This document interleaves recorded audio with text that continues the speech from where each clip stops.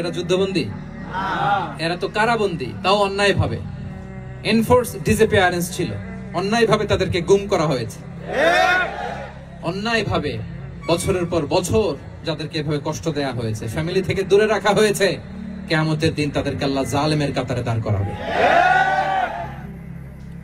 ইসলাম কারাবন্দীদের দূরের কথা, যুদ্ধবন্দীদের সাথে ভালো আচরণের কথা বলেছে। আল্লাহ বলেন ওয়ায়ুতঈমুনা আত-তাআমা আলা হুব্বিহি মিসকিনান ওয়া ইয়াতীমান ওয়া আসীরা। বিশ্বাসীরা গরিব দুঃখীদের যেমনি খাবার খাওয়ায়, যুদ্ধবন্দীদেরও খাবার খাওয়ায়, যুদ্ধবন্দীদেরও খাবার খাওয়ায়।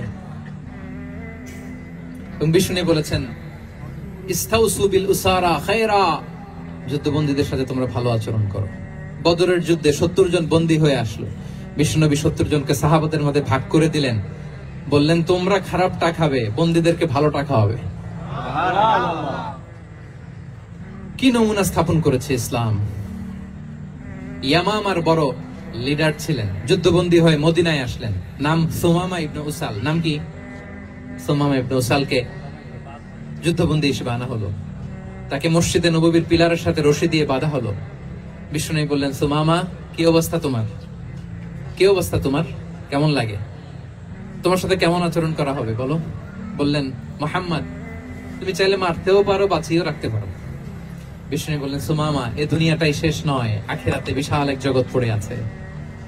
তুমি যদি শাহাদা বাক্য পড়ো আমাদের ভাই হয়ে যাবা, তোমার সেফটি সিকিউরিটির দায়িত্ব আমাদের, আমরা তোমরা সবাই মিলে এক।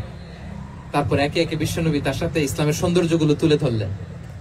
সালাত কি, যাকাত কি, এগুলো বুঝালেন। বাড়িতে যেয়ে বললেন সবচেয়ে ভালো খাবার রান্না করো, একজনকে দিয়ে মসজিদে পাঠালেন। যুদ্ধবন্দীর সাথে কি আচরণ দেখছেন। এরপরের দিন বিশ্বনবী আবার তাকে ইসলামের দাওয়াত দিলেন। তারপর বাড়িতে এসে একজনকে বললেন যাও আমার ওই উটের দুধ দহন করে তাকে এক পেয়ালা গরম দুধ দিয়ে আস।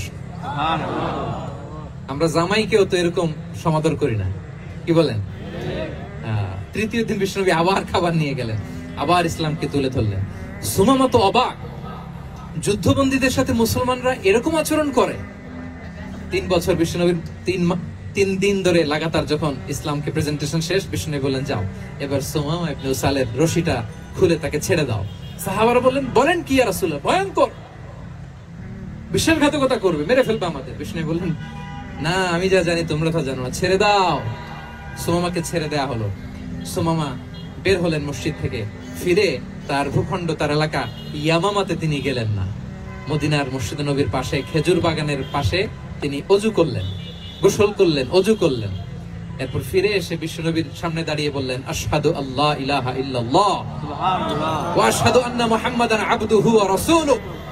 আল্লাহু আকবার, আমি সাক্ষ্য দিচ্ছি আল্লাহ ছাড়া কোনো ইলাহ নেই, আপনি আল্লাহর প্রেরিত রাসূল। হে মুহাম্মদ, আপনার চাইতে নিকৃষ্ট মানুষ আমার কাছে কেউ ছিল না, কিন্তু এখন থেকে আপনার চাইতে কোনো প্রিয় মানুষ আমার জীবনে নেই। ইসলামের চাইতে নিকৃষ্ট কোনো ধর্ম আমার জানা ছিল না, আজ থেকে ইসলামের চাইতে প্রিয় ধর্ম আমার কাছে নেই। মদিনার চেয়ে নিকৃষ্ট কোনো শহর আমার কাছে ছিল না, সবচেয়ে অপছন্দের শহর, আজ থেকে মদিনার চেয়ে প্রিয় শহর আমার কাছে নেই। দিস ইজ ইসলাম। বিশ্বনবী বললেন হে নবী, নবী হে, আপনি আমাকে উমরার অনুমতি দিন। তিনি উমরা করতে গেলেন। বিষ্ণু তাকে তালবিয়া শিখিয়ে দিলেন। এই প্রথম কেউ মুসলিম সুমামা ইবনে উসাল, উনিই প্রথম মুসলিমদের মধ্যে উমরা করেছেন তালবিয়া পড়তে পড়তে, লাব্বাইক আল্লাহুম্মা লাব্বাইক পড়তে পড়তে। উমরা করার শেষে ইয়ামামা থেকে গম আসতো মক্কায়, ওই গম পিষে রুটি বানিয়ে মক্কাবাসী খেয়ে বেঁচে থাকতো। উনি ঘোষণা দিলেন মুহাম্মাদের অনুমতি ছাড়া ইয়ামামার একটি গমের দানা আজ থেকে মক্কায় পৌঁছবে না। সুবহানাল্লাহ পড়বেন না?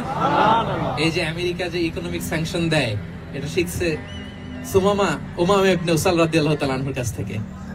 আল্লাহু আকবার।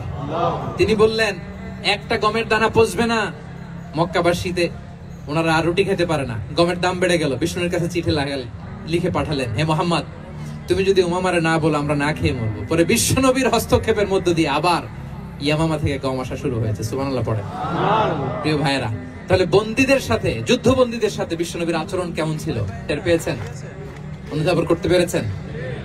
কষ্ট হচ্ছে আপনাদের?